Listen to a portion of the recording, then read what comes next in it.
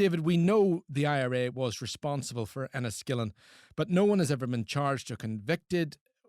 There have been updates to the story. There have been rumours around the story. There have been a lot of questions about this massacre ever since. You've been covering what could be a pretty significant update.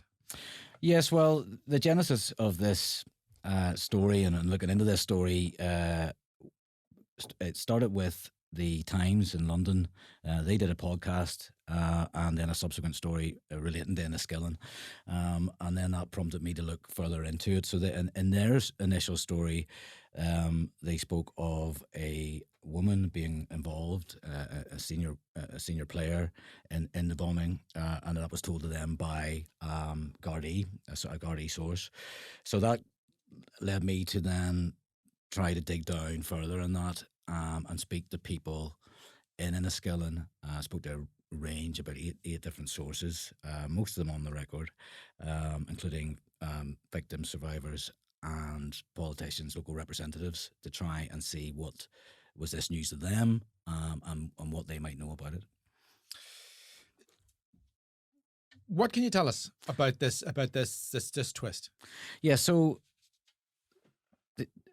the interesting thing was some people were aware locally that the woman was alleged to be involved.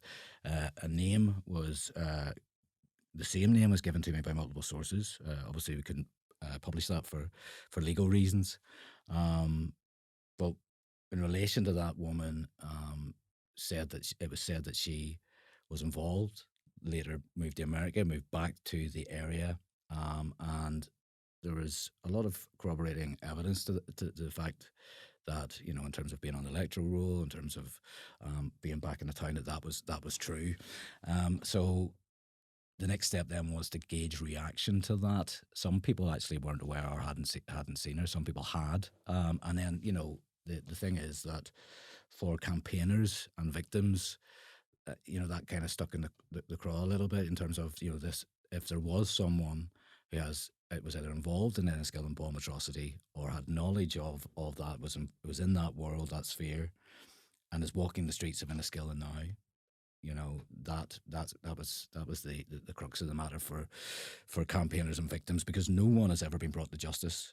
It's going to be the 40-year anniversary next year, and there's still no one's been brought to justice for the deaths of 12 people and 63 who were injured. And this person is well known, living very openly, living very well, it seems, for a variety of reasons, is understood to own a business, has raised children in the area. Of course, we're not naming who this person is understood to be. Now, the Times reported that it was Garda and that their source was it was a Garda source who were saying that this is they believe that this person was the head of the IRA's South Fermanagh Brigade at the time, and close to leading figures based in County Monaghan. So, I mean, that is a fact that we can report. Now, since this story has come to light, some security forces, RUC security forces as was, have told the Belfast Telegraph that the woman in question was not, in fact, the head of this Fermanagh IRA Brigade,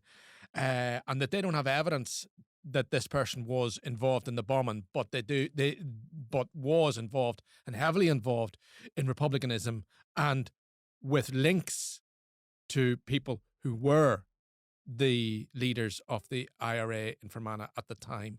So when we're dealing with security force sources, we have to mention all of the sources that everything they say. Yeah, absolutely. I mean, it's a murky world, and and you're going back 40 years, and so there are some conflicting sources saying different things. What we do know is there's no doubt this woman is from that world, had connections to republicanism and the IRA and activism.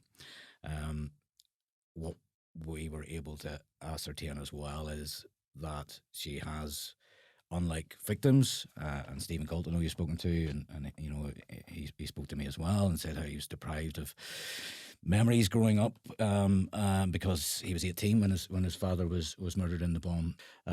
Whether or not she was the main player, we don't know. There's still loads of questions in terms of Enniskillen and the truth coming out, and that's something that was clear with all the people I spoke to in terms of why has there not been? Some people are calling for a public inquiry. Why has there not been a public inquiry? Should there be a fresh investigation into it? No one's ever been brought to justice. Who was actually involved? And Martin McGuinness's name was mentioned as well, because the HET were looking at him. Families have said when it was set up, but obviously he's now long past. Did he take secrets to his grave?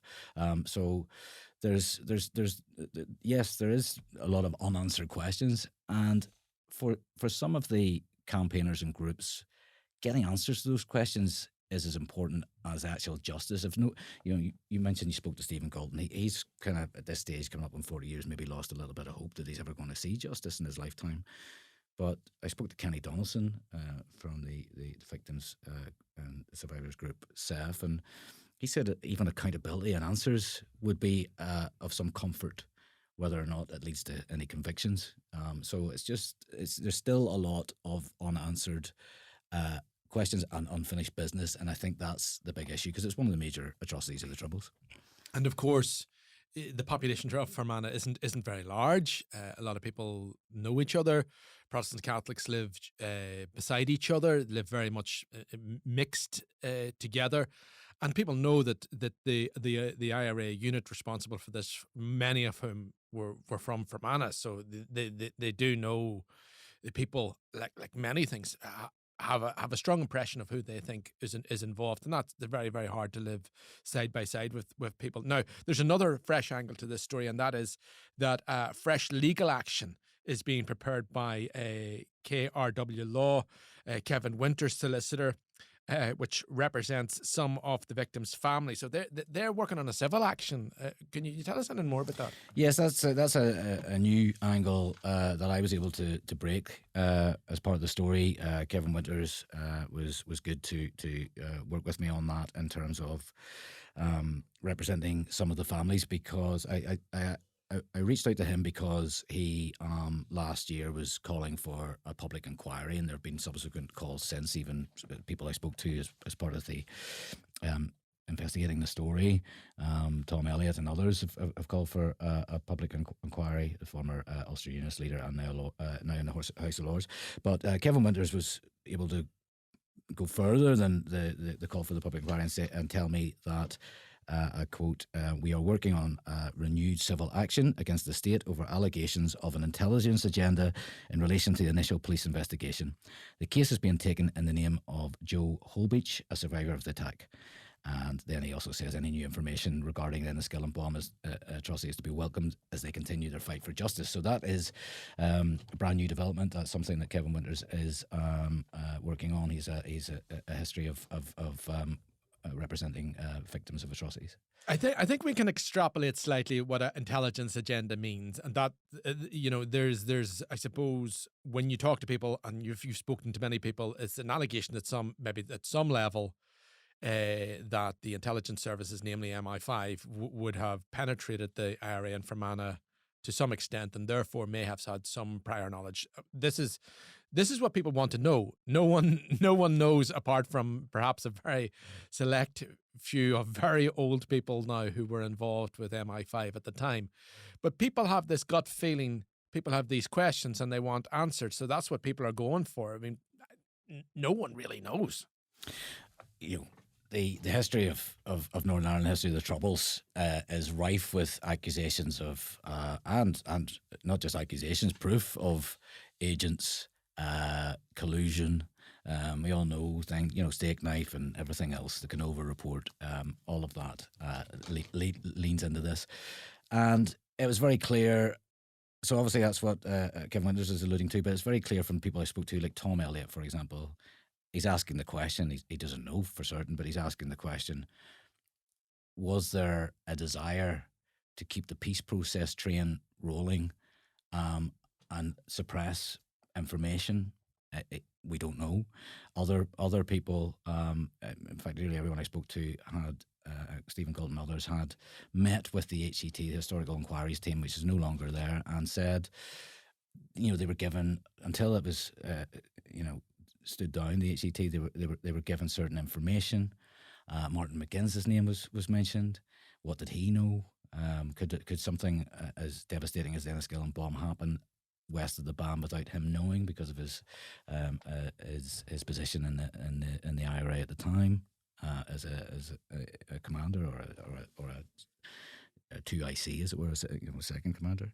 And so what did he know? What was there? I mean, one of the people I spoke to said, used the word cover up. Is that true, or is that something that's just being bandied around? So there's this suggestion that there's information out there that hasn't come to light,